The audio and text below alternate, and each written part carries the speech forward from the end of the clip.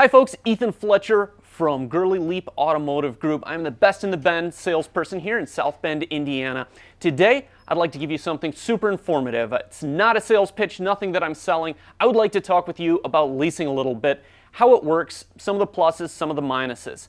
So, first of all, just so you know, over 30% of people every year now are leasing their new vehicles as opposed to going with the purchase option. And every year it keeps growing more and more. And so some of you have no idea what leasing is. Some of you think that it's a terrible idea. Obviously, some of you already know what it's all about and love to lease yourselves. So I'd just like to explain, first of all, how it works, and then some of the pluses and maybe minuses as well. So first of all, I'm going to use a $30,000 vehicle for example. So $30,000 MSRP might be like a loaded up Ford Fusion, for instance. So when you have a lease, there's a company, because it's still similar to a loan in a way. You have to make your payments to somebody. So there's a financial company backing it up. You've got like Ford Motor Credit, Kia Financial, Lincoln Motor Credit, let's see, GM Financial as well. Those are some of the companies, and they do loans as well, but they also do the leases. So a lease can be anywhere 24 months, 36 months, 39 months, and 48 months. A lot of leases typically are best at 36 and 39. I've seen some good 24 and 48 months as well, but most of the time, like I said, it'll be a 36 or 39 month lease. So the bank, like Ford Motor Credit, for instance, they'll set what they call a residual. And a residual can vary anywhere from a lot of times 40% to 60%. That's usually the margin. Today, for my example, I'm going to use a 50% because I'm not real good with math, so I like to keep it super simple for me. So that residual, what that is it's what Ford or Kia or GM Financial, these companies, are hoping the vehicle is going to be worth at the end of the lease. Now, that residual is set in stone. When you sign your paperwork, that's what you can also buy it for at the end of the lease, okay? So that number will be set in stone. So at any point during the lease, you know when you get to the end of the lease, if you want to buy that vehicle for $15,000, you can do that. That number doesn't go up or down. So I'll get into that a little bit more later as to why that matters so much. So you've got the $15,000 residual. That means you're left with another $15,000 left that you have to pay over the next 36, 39 months.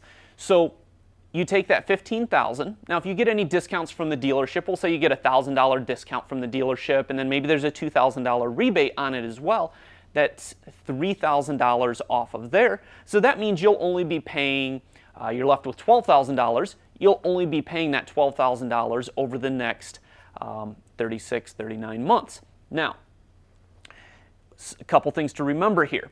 With a lease, you're going to only be paying taxes on your monthly payment. You won't pay it on the whole $30,000 of the vehicle. You'll also have gap insurance that's included in there. And you have what's called a money factor. It's similar to an interest rate, but they come about figuring it in a little bit different of a way.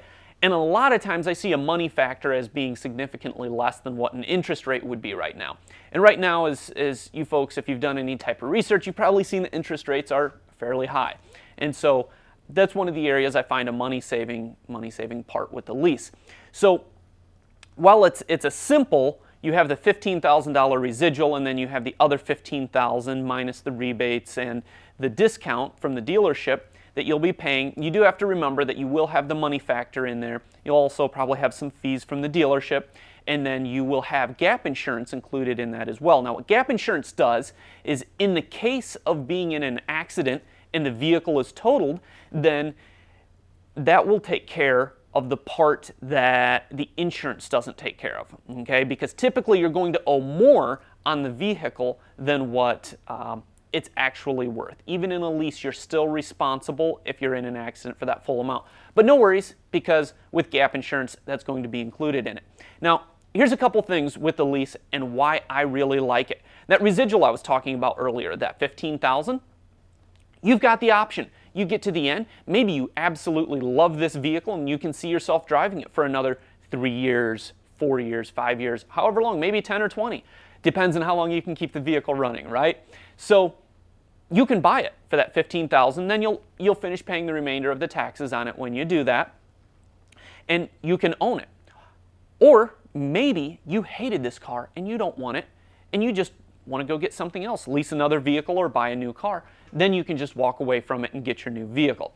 Now also, there's a couple other things in here. Let's say the vehicle is only worth $12,000 or $13,000 or $14,000. Obviously, you don't want to pay that $15,000, right?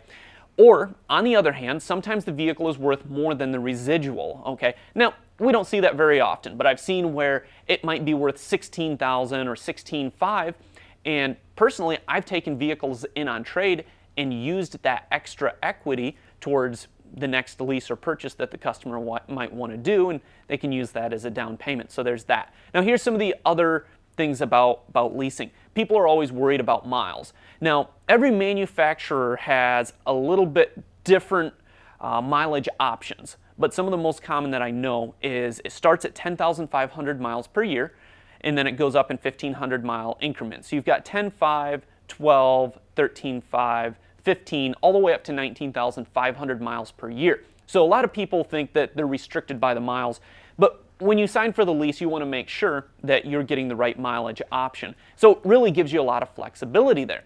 So let's say that you do a 12,000 mile per year lease. That means that you're not restricted to only 12,000 miles per year. Let's say that one year you do 10,000 miles and the next year you do 14,000. It all equals out by the end of the lease. You just need to make sure you have 36,000 miles on it. Another one of the things is, what if you do happen to go over your miles? Well, if you want to, you can buy the vehicle at the end and nobody really cares how many miles are on it. Or you can pay whatever the overage is. That amount is also set in stone and it's per mileage. I've seen it range anywhere from 15 to 35 cents per mile. On the lower end vehicles, it's usually 15 to 25 cents. And then if you're looking at a higher end, like a Mercedes or a higher end Lincoln, you might be closer to that 35 cents per mile. So that's something you can keep in mind if you realize you're going to go over your miles to take a look at that. Because sometimes lifestyles change over a year or two, and so you never know what's going to happen there. And then some of the other upsides of leasing. So you've got maintenance costs. Let's say that you buy a pre-owned vehicle for $15,000. Your monthly payment is probably going to be around, give or take, $300 a month. Now, if you look at a brand new lease, a lot of times you can get a payment, give or take, around $300 a month. So your monthly payment will probably be very similar, right? Well, here's something you need to consider. What are your maintenance costs going to be on that pre-owned car? Are you going to have to do tires? Are you going to have brakes? What kind of warranty do you have? Because if it breaks down, are you going to have to pay $500, $2,000 to fix it? You have to figure that into what your actual monthly cost of owning the vehicle is. When you lease a vehicle, you're still going to need to take care of that regular maintenance like oil changes. But you know what? I haven't seen someone need to get new tires or new brakes within 36,000, 40,000 miles. Some people can get 60,000, 70,000 miles out of tires or brakes. But that just depends on your driving habits and sometimes the quality of the parts on there. So a lot of times there's a savings there as well. Now, on a lot of new vehicles, some people have a higher warranty than this, but a lot of them you're going to get at least a 3-year, 36,000 mile bumper-to-bumper warranty, or limited comprehensive as they like to call it, or a 5-year, 60,000 mile powertrain, so your engine and transmission. So you'll have those two warranties covering you during the time of the lease, so if something does happen to go wrong or break down on the vehicle, you know you're covered and it's something that you're not going to have to pay for. And also, you're allowed regular wear and tear on the vehicle. Every manufacturer has their own things that they look for, but you're allowed a certain amount of little nicks and dings and scratches on the vehicle. As long as you don't have a bumper hanging off or a huge dent in the vehicle, a lot of times you're going to be okay. Obviously, going to want to refer to that lease contract just to make sure. All right, I hope that I was able to answer some of your questions about leasing today, educate you a little bit more, and maybe remove some of the mystery around leasing. If you folks have any other questions, just give me a call. Give any of the automotive professionals at Gurley Leep a call. We're all very well educated on how it works, and if you have more questions, maybe there's something that I didn't answer, just let us know. Thank you again for watching, and you folks have a great day.